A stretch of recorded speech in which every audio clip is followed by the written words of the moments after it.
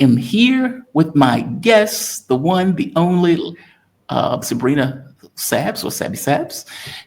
Sabrina is a Boston based activist, leftist, and podcaster. She's a member of the Revolutionary Blackout Network, a fantastic network, by the way, especially Nick Cruz also.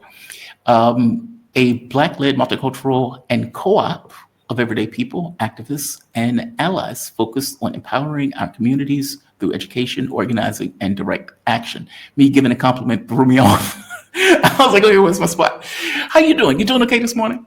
I'm doing great, Jamal, and so sorry about last week. Again, I've been so busy. I totally overslept, slept past my alarm. You perfectly But I'm fine. here. You're perfectly fine. I've done it myself on occasion.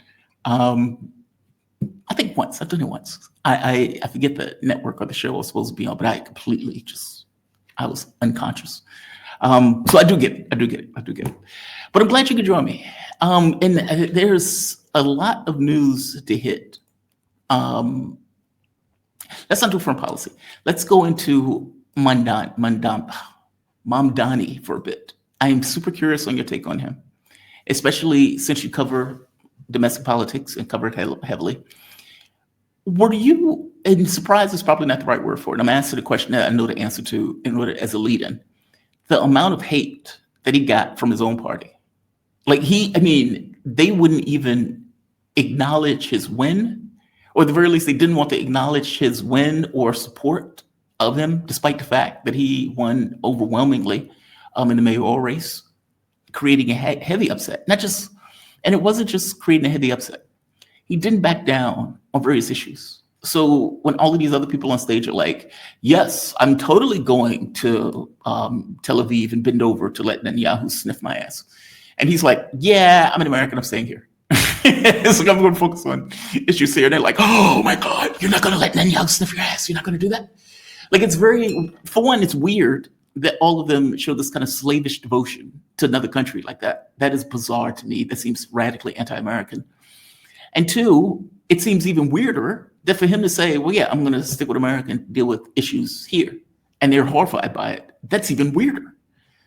Like, I can't tell if it's because he's a democratic socialist that they hate him, or if it's because he was resolute and not necessarily going down that hole.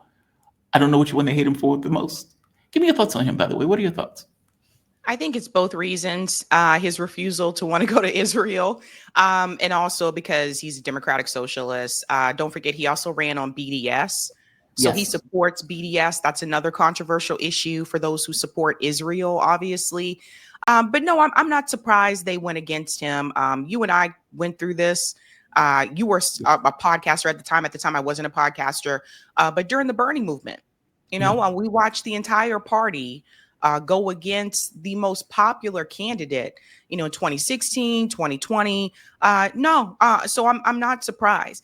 He doesn't fit the mold that the establishment wants, right? Like, number one, Right. again, running on BDS, saying that you're not going to go to Israel. But I think that a lot of politicians should take note, because his whole thing is that I'm going to focus on what New Yorkers need, right? Isn't that how Donald Trump won? So these That's are the what Trump things, said. That's what he yeah, said. these are the things that they overlook, like focusing on what's happening right here at home and making that priority. So that's another thing. Also, this was supposed to be a shoe-in for Andrew Cuomo. Was supposed to Shockingly. be. The Yeah. establishment was gung ho behind Andrew Cuomo, but I think they underestimated young voters. They underestimated, like, for Mandami. I think a lot of people may remember this, but Jamal and I remember the excitement that was around AOC when AOC, first ran for Congress. So I think for Gen Z, like, this is their AOC. So we're seeing another generation kind of have that candidate come forward, and well, he won the primary. He would have to win the general, but we're seeing that happen with another generation. So for those who could not vote for AOC when she ran in 2018, Mondami to them is their AOC. Now, I caution people, because I went through this here in Boston. A lot of these DSA progressive type candidates, I would say since 2018, They run on progressive policies, but when they win, they operate like the typical establishment politician. Right. Uh, you can look at Chicago. People forget this, but Mayor Brandon Johnson ran as a socialist. He is not governed like one. He's fit right in with the establishment. You know, there's a lot of people in Chicago not too happy about Brandon Johnson's, leadership. Yeah. Mayor Michelle Wu, right here in Boston, who everybody seems to be praising and who Zoran praised. And I caution people about this. She ran on a housing first agenda. She also, like Zoran, said, we're going to get the rents down. We're going to create more affordable housing. But when she won, she caved to developers. She caved to big business and banks. And I think I just caution people, because here's the thing. He is not, Democrat leadership, right? He is telling people one of the things that he wants to do is to have free public transportation, which is totally doable, by the way, for people who don't know. Even in Yeah. Baltimore, there's a bus that is free for that downtown area in Baltimore. So some of these things have already been applied in other cities, just FYI. But what he needs to explain to people is that some of these policies can only be enacted by the governor's approval. And that is Governor Kathy Hochul. Like with public transportation, that is owned by the state. So he may want to have free buses or whatever, but ultimately Governor Hochul would have to approve that. And I say he needs to tell people this, that a lot of these policies that he wants to accomplish have to be approved by the governor, is because if he does win and these things don't happen, this is where the disappointment comes in, right, Jamal? Where people get disappointed because you said you were going to do these things and now they're not happening. I just think that political candidates have to be 100% transparent about what needs to take place for these policies to be implemented. And oftentimes that's not the case. So I caution people about that. So my statement to people, and I'm hosting a panel about this tonight, my statement to people is that I understand that people are excited. Like people want lower rent. People need their rent to be lower. Like New York Yeah. is very expensive. People need those things. But I caution people, number one, please do not look at Zoran as a hero, as a savior. And I already see it happening, just like it did with AOC. You have to remember that he is a politician. And I believe that what will happen if he does win, I think he'll end up governing more in a moderate type way. He won't be able to implement most of these things. That's the reality, because the governor's not going to approve it. So I would caution people with that. Like, don't look at him as a hero. Don't look at him as a savior. See him as a politician, and he will be flawed. Yes. And to understand that this gets complicated, right? They want him to fail, meaning if he gets elected, I don't foresee the governor helping him in any sense of the word. They hate his guts every bit as much as they hated Sanders' guts, and every bit as much as they hated AOC's guts. If you remember, when AOC got elected, she was like, we're going to primary some folks. We need to get some of these people out of here. And the Democratic Party, their response is, if you are part of the DCCC or the DSCC and you assist in primarying a candidate, you will be blacklisted. Meaning she wouldn't have even been elected under that model if indeed her campaign was blacklisted from using all of these kind of Democratic devices they effectively use to get elected. And so at some point, AOC got her mind right? When she became a good little soldier, Nancy Pelosi's soldier. But that's not where she started. She started with, we need to primary some folks. He is in a weirder position because he doesn't really control all of these things, as you point out, that he wants to do. And so it's like, okay, well, where are you getting the money from? Where are you going to get, how do you get the governor to do something when the governor hates your guts and wants you to fail? And the reason I'm saying that is because I saw what they did with Sanders. They hated. I remember Chris Matthews pointed out that maybe it's better for Trump to win as opposed to Sanders to win, because Sanders would take the party for a generation. And he didn't want Sanders to be successful in that regard. Listen to how they talk about him. Do you honestly think they're going to either do him any favors? They're talking about Eric Adams, for God's sake, as radically unpopular as he is running. They're talking about giving Cuomo money to run. You have billionaires saying, we'll give whatever money you need in order to beat him and stop him from winning. Let's say he does win. Is it in their best interest for him to fail or to succeed as what he is fail. So he is going to have an uphill climb. So I guess I'm saying I agree with you. He is. I went into that saying, for me, I like to do balls and strikes. Did you accomplish this? Did you accomplish this? Did you accomplish this? He is going to have a hard go of it. Either way you look at it. Either way you look at it. Yeah, it's the system as a whole. I think people have to understand that what I just mentioned there about the governor, that shows you have to change the whole system. Like, Yes. it's not enough to get a candidate, a mayor politician that wants to implement those policies. The governor has to be on board as well. This is the part I think a lot of people don't understand. Even when you have like these, even with Bernie, some of the things he said he wanted to do as president, he would need to get the approval of Congress in order to do that. So the Yes. whole system has to be changed. But it goes beyond. Let's emphasize system, not just people. Because, there's let's say Sanders got elected. At some point, in order for him to accomplish what he wanted to, he is going to have to touch a hot stove of the capitalistic system itself. Because some of that stuff, what happens when Sanders makes a policy and the stock market drops 1,000 points a day?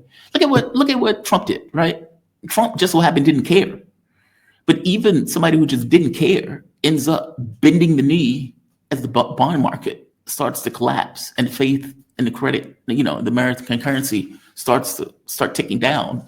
And the people around Trump are freaking out saying, hey, you have to stop. Even Trump, who could care less, had to effectively stop what he was doing because he was concerned about the stock market. With Sanders being different, yeah, I think Sanders will capitulate faster, frankly. Yeah. So, I think that's the thing. And also Ukraine. Remember what Donald Trump said when he was running, how he would stop it on day one? Yep. He's giving Ukraine weapons and money just like Joe Biden did. Yeah. So they all fall in line or they're gone. It's a system. I mean, because you have to really think, even if those people got into a position and they want it to change, meaning let's say that he believes everything he's saying. And let's say AOC believed everything she was saying. And even the other candidate, Brandon Johnson, and the other candidate, I think, Margaret Wu. Let's say all of these people believed everything they said. Something clearly changed when they got in office. Right, because they're not actually in charge. Yes and no. I mean, I strongly suspect that there is leverage that is applied to people when they get in office, where there's a logic that compels their behavior. Like where it's like they understand, okay, if I don't do this, this other thing happens. The public doesn't quite get the other thing that happens, but me in my position can see it, and I need to respond to it. And nobody, I hope that makes sense. Like, even if I give them the benefit of the doubt, I would wager to you that there is something systemic that creates the conditions that these people encounter because they're so different, and yet they come to the same conclusions. It's the money. It's the money. And this is why I continue to say that until you get corporate money out of electoral politics, these things, the system itself isn't going to fundamentally change because the parties are run by big money interests. Even though some of the candidates have grassroots campaigns, it doesn't matter because the party that they're a part of is controlled by big money interests. So until you get corporate money out of electoral politics, this is always going to continue to be a problem. Another thing that was brought to my attention, speaking of Zohran, for example, and we want to talk about the money, is the connection that he had to a Peter Thiel fellow. I mean, all these people run in like circles, and there's some things to be said, I think, about DSA. These are the things I've noticed over the years.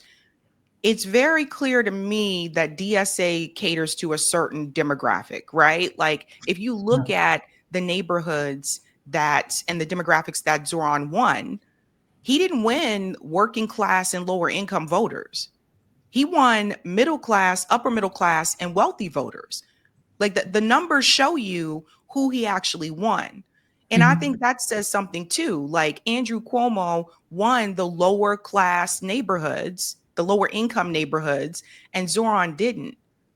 And that's because, and I've been saying this for years, that the DSA, organization, they don't go into these lower income and poor neighborhoods. And someone like Andrew Cuomo, who's lived there for a long time and has basically like a family legacy there in the political sphere, he has that type of relationship with those lower income communities. Remember, his father was also a politician. See, people forget this sometimes.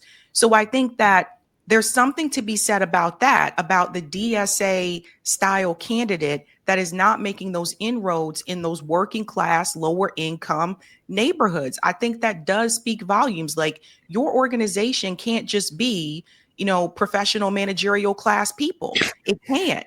And you see this in different DSA chapters. The DSA chapter, even here in Boston, if you were to go to a DSA meeting, everybody graduated from Boston College, Harvard, BU, MIT. It's like, where are you're running on and supporting these issues that greatly would benefit people that are Right. lower income, but they're not a part of your organization. And this is why they tend to lose those people. So I think there's something to be said for that, because considering the policies that he had, there's no reason why he shouldn't have won those lower income voters, but they're not present in those neighborhoods. So that needs to be said. And I think that's something that DSA really needs to try to change. Agree-ish.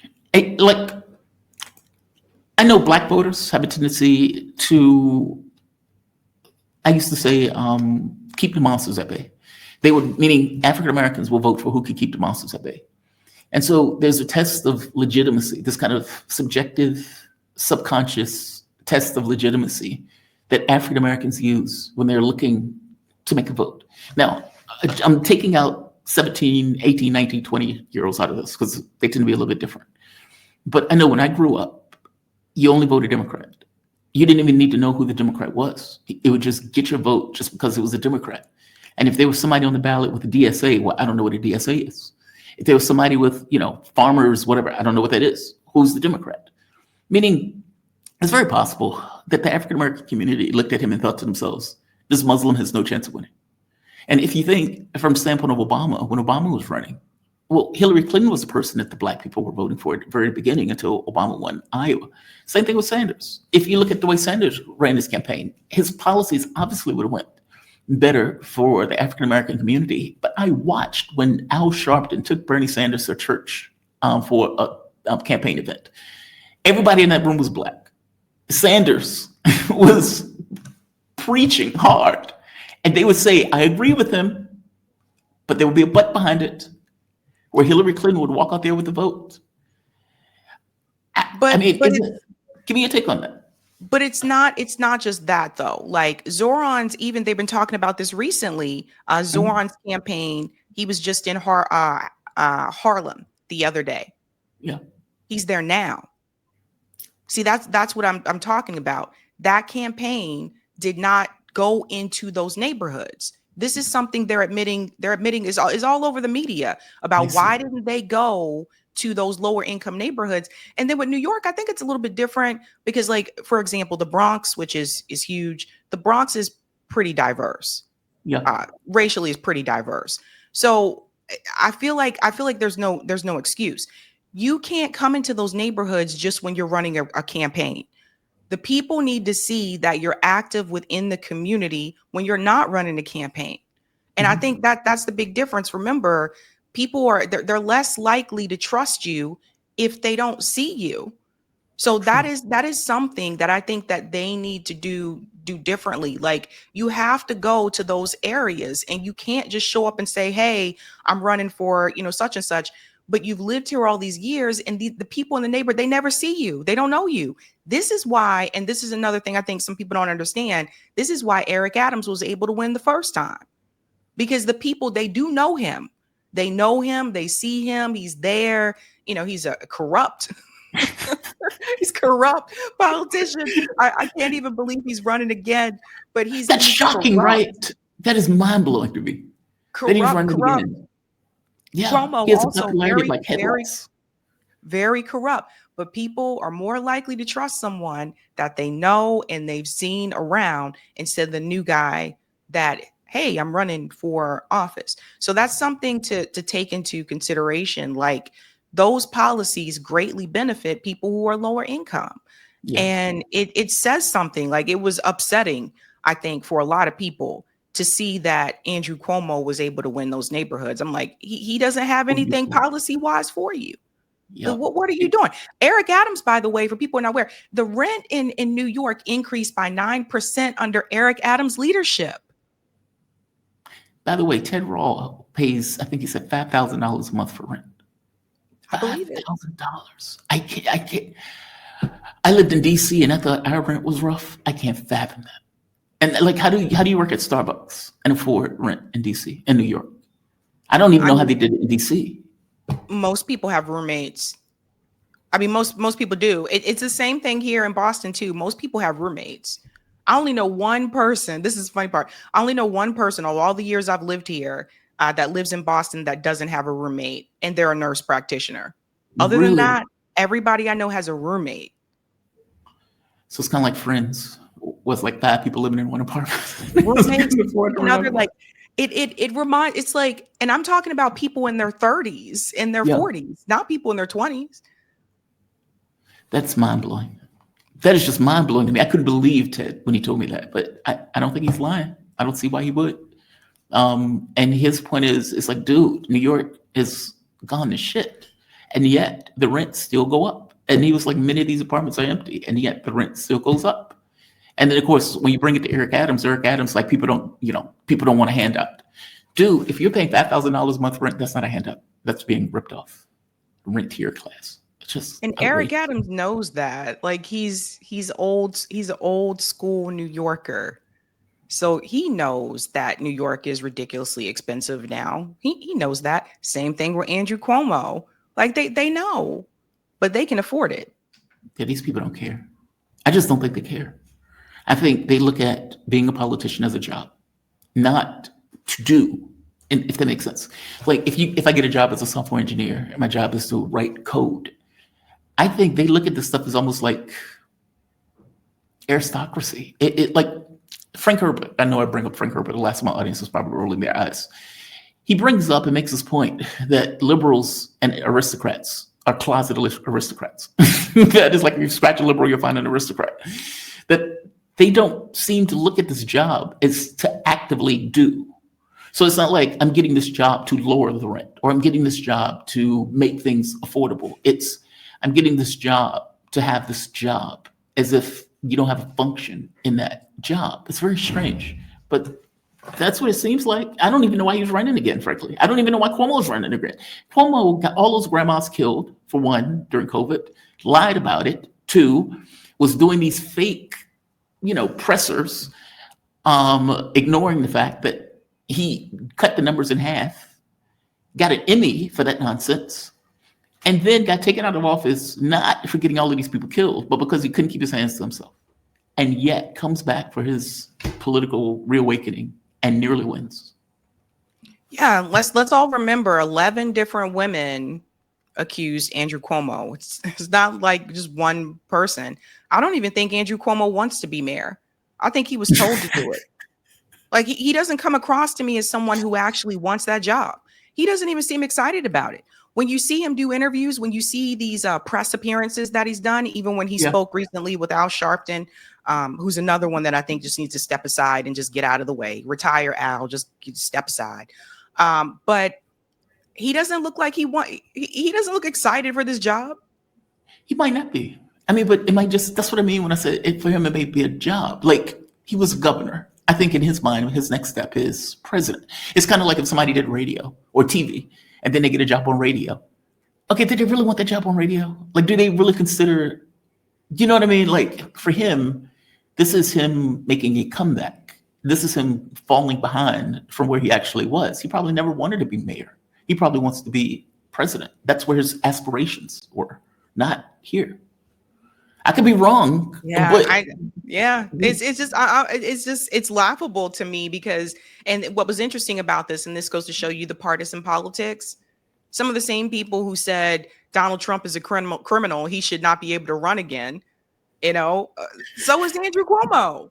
Andrew Cuomo is very, very corrupt. No, he's not in jail, but he should have been. He killed all those people at the nursing home. But now it's okay because it's your party. This is the frustration that I have. I think with the two-party system is like all these people, Donald Trump, Andrew Cuomo, Eric Adams, they're all corrupt. Eric Adams misused campaign funds. How was he allowed to run for office again? Because Donald Trump gave him a pardon? Why are people willing to vote for and support corrupt people, openly corrupt people? And Sabrina, I think that's kind of my point. Like, it's almost as if the public doesn't expect them to do, and so they don't feel they need to do. Like, for example, if somebody gets it, let's say, for example, the rents are high. So Mamdani says, I'm going to get in, I'm going to do something about the rents. Okay, that's a very specific objective that you can either say he accomplished it or he didn't accomplish it. If he didn't accomplish it, maybe you go to somebody else. But if you remember when Clinton ran, she wasn't running on anything. Joe Biden wasn't running on anything. Harris wasn't running on anything. These people just wanted to be in office. And I get the same sense from Adams when he's attacking Mamdani, saying, well, the public doesn't want a handout. Okay, then dude, why are you even trying to run? Like, what are you running on? You were at the club most of the time, at the very least when I became aware of you, or being indicted for some federal for crimes dealing with campaign stuff. So what is their purpose in doing this? What is Cuomo running on? Nothing. Israel. Well, that. But I guess my point is, it's not like they're running to do anything, and it's not like the public demands of them to do stuff. Cuomo was going to win that race if Mamdani wasn't in the race. He would have won it. That's mind blowing. But he would have won that race. It's like the public had no responsibilities associated with him running, and they would have just gifted him the office just because you needed to gift somebody the office. It's bizarre. That's not the way politics should run. And the polls show right now, with Eric Adams now in the race, Andrew Cuomo is ahead of Eric Adams. Are you serious? Dead serious. Just wow. Just wow. Just absolutely wow. I would like to talk about your documentary. It's called Removed.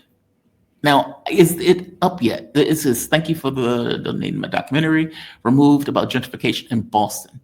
Are you open to talk about it? I didn't bring this up to you in advance. I saw on your page that you told me you were doing a documentary. Then I saw the item and the topic. Is this something you can talk about, or you want to wait till it comes out? Yeah, I can talk about it a little bit. Okay. So basically, to make a long story short, we're almost done filming. I've been getting different footage here and there. That's why that's why I've been tired. Perfectly fine. Trust me, after the show, I have to cut videos. It's 7 p.m. when I start. It's 10 p.m. when I finish. When I finish cutting videos, like 3 a.m. And having time to do anything in the morning, it just becomes a pain. So I feel where you're coming from on that. I totally get you. I don't begrudge you on this. Yeah, we're almost done filming, and I've been very, very fortunate to have a professional editor, and that's really made the big difference. But the documentary is about gentrification in Boston, and this is happening in major cities all across the country. But I think what a lot of people don't understand is that there are certain neighborhoods in Boston where there was people that were priced out, but there's also forced removal from the city. And I think there's a big difference there. There are some that say that they are displaced because they were priced out. The rents increased and they had to leave. But Right. And then there are those that were displaced because of eminent domain, because the city forcefully moved them out. And I think there is a difference between the two, and this continues to happen today. There's a big issue here happening in Boston about the U.S. women's soccer team. I don't know if everybody knows about this, but Mayor Michelle Wu has decided to move forward with this project. Her competitor, Josh Kraft, who is also known as, I don't know what happened to Jamal, but her competitor, I'm still here. I was giving you the. I'm sorry. I'm still Oh, here. okay. I'm giving you the platform. I'm sorry. I'm sorry. I was like, what happened to him? No, I was giving you the space. I'm sorry. Her competitor, Josh Kraft, who is the son of Robert Kraft, who owns the New England Patriots, Okay. also wants this U.S. Women's Soccer League here. Now, there's differences between where they want that to be, but this particular project, they are forcefully taking over a stadium in a Black neighborhood. That stadium was used for the public schools, for the kids to be able to like do their sports and stuff at the public schools at that stadium, etc. They are taking that over, taking it from the community to give it to a U.S. Women's Soccer League that they don't even live here. I think people need to understand that what has happened, and if you haven't lived here, you may not know this. What this city has done to Black neighborhoods in Boston is criminal. How they have forcefully moved people out against their will, took their homes, and gave that area to big business, to professionals, and to college graduates graduating from these elite institutions right here. And it's still happening now. This is not something that was just in the past. So in the documentary, what we go through is how we were able to get to gentrification, because I think what people may not know is that there are certain policies that were enacted decades ago that led to gentrification, and that's why you have it now. This type of thing is happening in major cities all across the country, right? Like you can see it very visibly in Washington, D.C. You can see it in New York. We were just talking about New York, right? Like Brooklyn. I remember when I lived in Brooklyn, it didn't look like that. Williamsburg has been heavily, heavily gentrified. And I think what people have to understand is that this is totally changing what this area was. These cities are becoming a playground for big business and the rich and the college graduates that graduate from these universities. They want the cities to be for them. The people who grew up here that are working class. Boston used to be a working class city. It used to be that you could have a blue collar job, have a family here. The triple deckers that you see in Boston, at one point, it used to be that an entire family would live in that triple decker and they would have different apartments. So one on the first floor, second floor, and the top floor. Everything is about micro units now. Everything is being condensed down, but the price is higher. So you have less space, but they're increasing the cost. And it's very troubling. And so if you come here as a visitor, you're not going to know about this. They're not going to take you to those neighborhoods. If you do a duck boat tour, they're not taking you to the parts of Roxbury and Dorchester where I have been filming. They don't want you to see that. They don't want you to see how they've knocked down schools, how they've taken apartment buildings. They don't want you to know how they ran a highway through a neighborhood. All of these things together. And so I think it's a unique story with Boston in the sense that, because a lot of times people come here and they say, where are all the Black people? A lot of them have been forcefully removed by the city. And the ones that are still here, it's like the city hides them. They are so far south of the city that if you came here as a visitor, you would never go there. And I think it says a lot. So people need to know and understand not just the history, but what they're doing right now. And it doesn't matter who the mayor is. This has happened under Mayor Michelle Wu. It happened under Mayor Marty Walsh, who left and went to go work for the Biden administration. Again, he was born and raised here. Yeah. It happened under Mayor Menino. This has been happening for years, but they're taking people and saying, we are taking your home. You got to go. We'll give you this voucher so that you can go live south of the city. But if you don't have a car, how are you going to get into the city? It's shocking, I think, what people are going to see. Is race an allegory for wealth in this? Like, meaning certain parts of the community just so happen to be poor. And so every incentive in the world is for them to maximize cash. And in maximizing the amount of money that the city is getting, they're like, okay, this area is prime real estate. Let's move these people out. Let's rebuild this. Let's allow a different type of group to come in. Let's bring in businesses.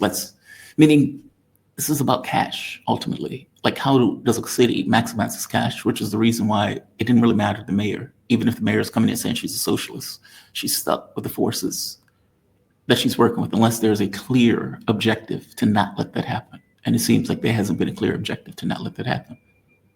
Well, this has been happening. I mean, this goes all the way back to white flight.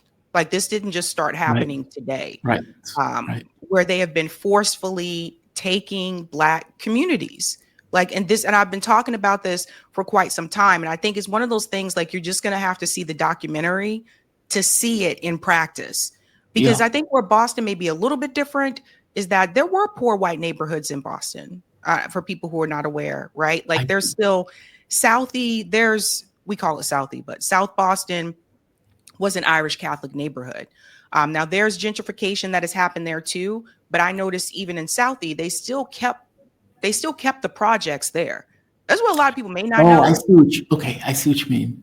I see what Yeah, you mean. the projects in South Boston, they're still there, but they're kind of like, I hate to say it, but it's like they put it on the outside of the neighborhood, as if like, Yeah, so if you go through the main street, which is Broadway, you're not going to see it. But if you turn down one of the side streets and go further towards the beach, then you're you running. will, run into those areas.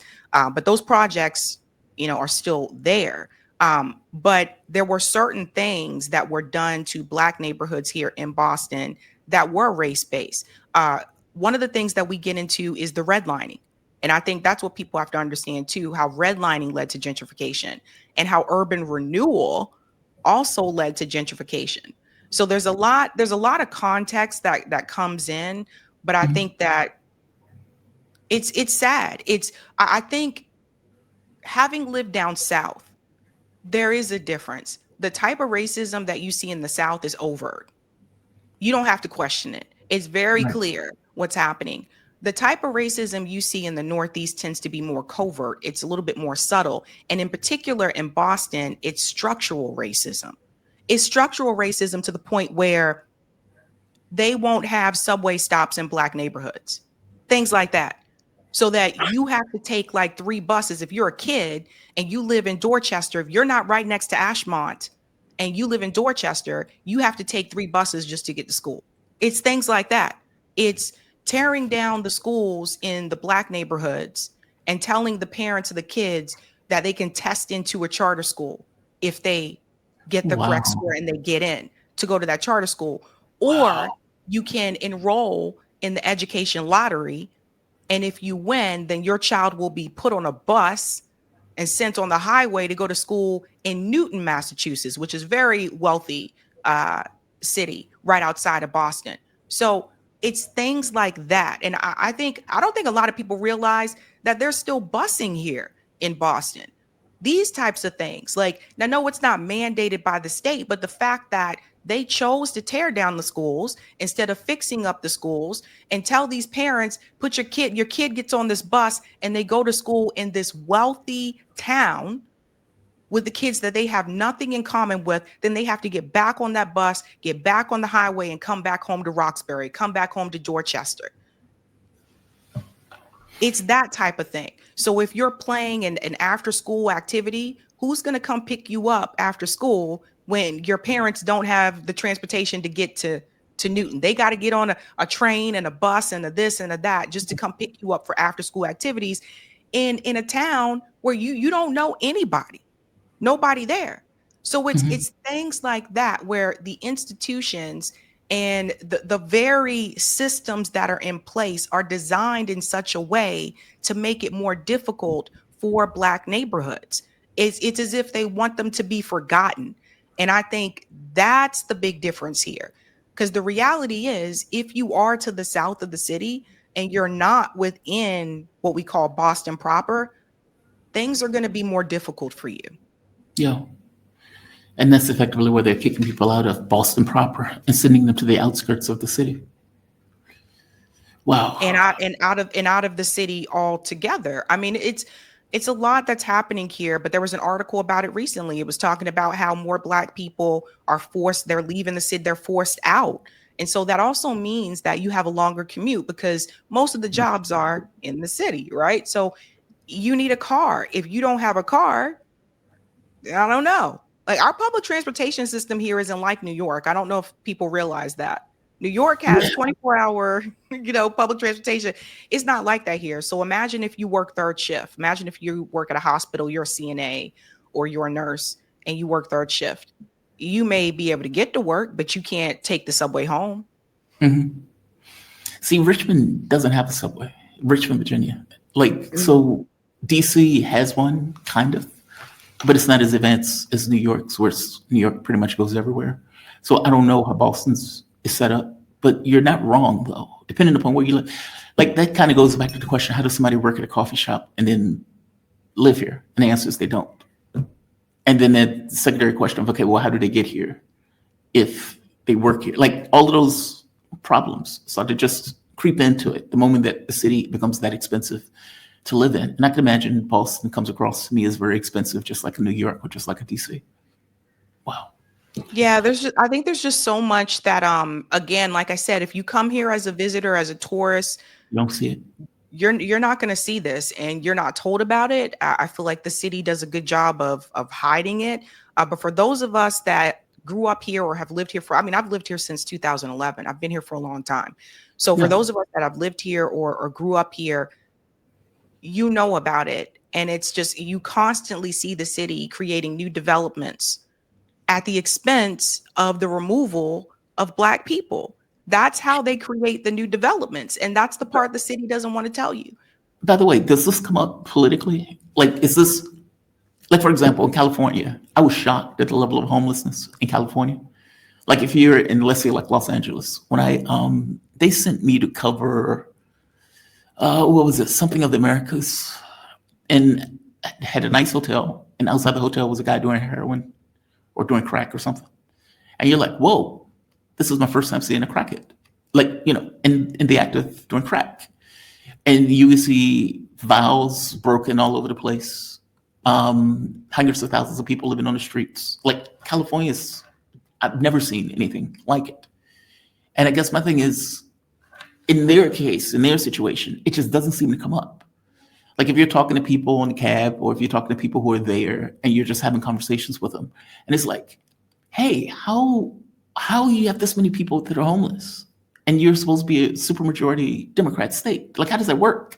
If you're supposedly the lefties of the country, how the hell do you have this many people living on the streets? And they're like, it doesn't come up. It's just ignored. Is that what is happening in regards to the political space? Where this is just one of those things that doesn't come up. It's almost like an automatic, like a train that is moving in a particular direction that doesn't seem to break through politically as being one of the main issues, kind of like rent in New York, where rent became an issue in a political sense, but this, not so much. The mayor pushes them around the city. They do homeless encampment sweeps. So 1 month they may be right outside of Boston Medical Center. That's where you'll see a lot of homeless people, but they've been trying to push them out of that area. Well, no, I'm sorry. I just mean the housing issue, this gentrification, the moving people, the forcing people, using eminent domain laws, so for that matter, pricing people out. I guess I was using homelessness in California as an example of the way something is a main political issue that is just not brought up as an issue. I'm saying is the gentrification issue or the pricing issue for rents, is that just also similar to the homeless issue in California, where this is just something that's not brought up? People are aware of it, but nothing is done about it politically. Well, the rent issue is brought up politically over and over again. In fact, Mayor Wu ran on that.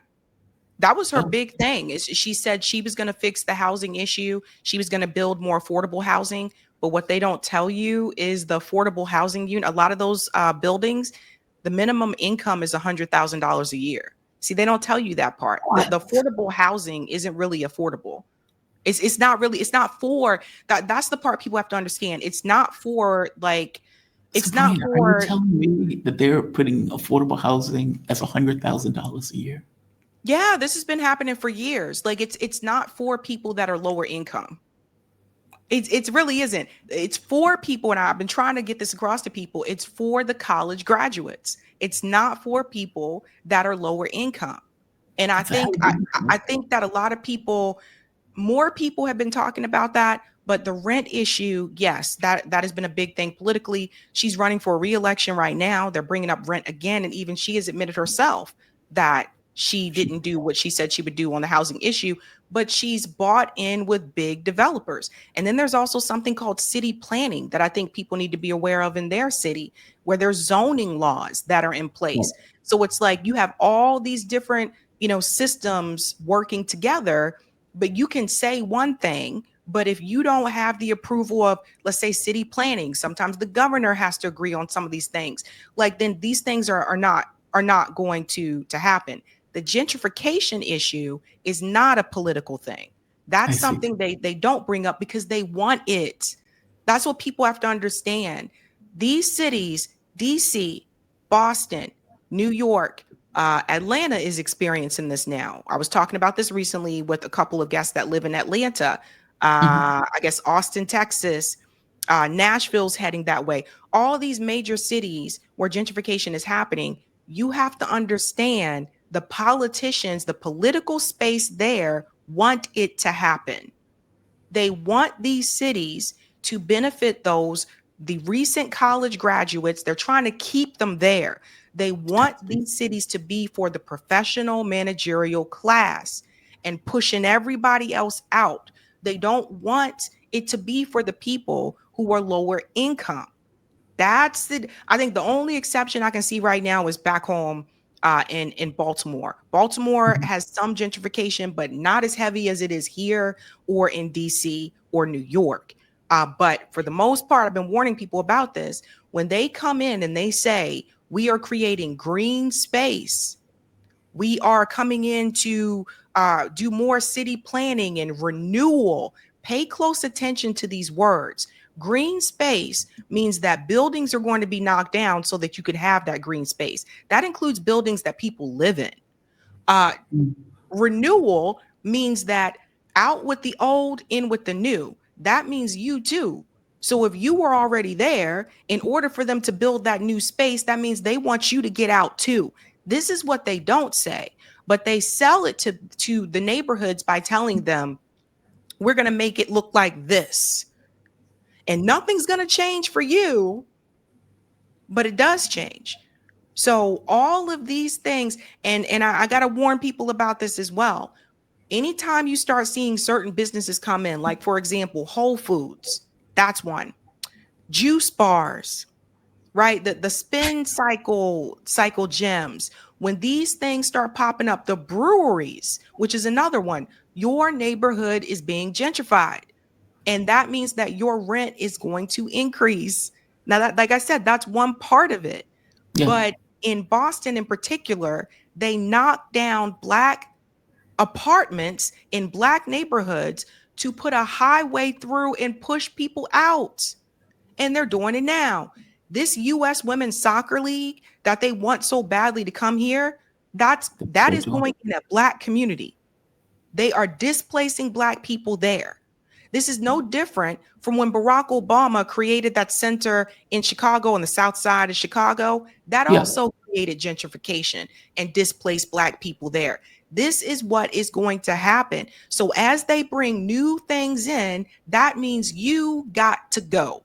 And I think that's the best way to frame it to people. They want them out. I don't know if everybody has noticed this, but there's been this new trend of people moving back to the city. So people who are homeowners selling their homes, and some Right. of them that are boomers moving back into the cities so they can kind of be where everything is at.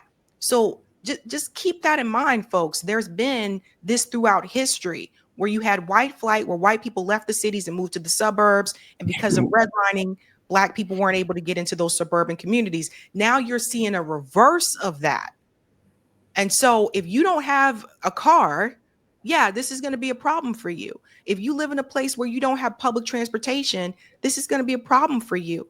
And as renters, and most people rent, I mean, what are you supposed to do?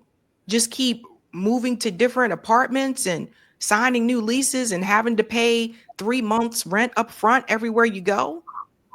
It's absolutely Yeah. insane. So that's why you'll see that there's no sense of community.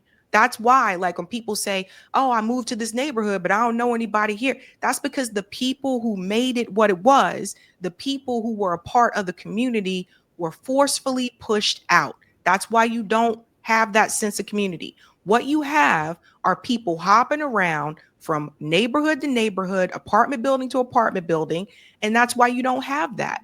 So I think that when people say that we need to build stronger communities, we do. I 100% agree with that.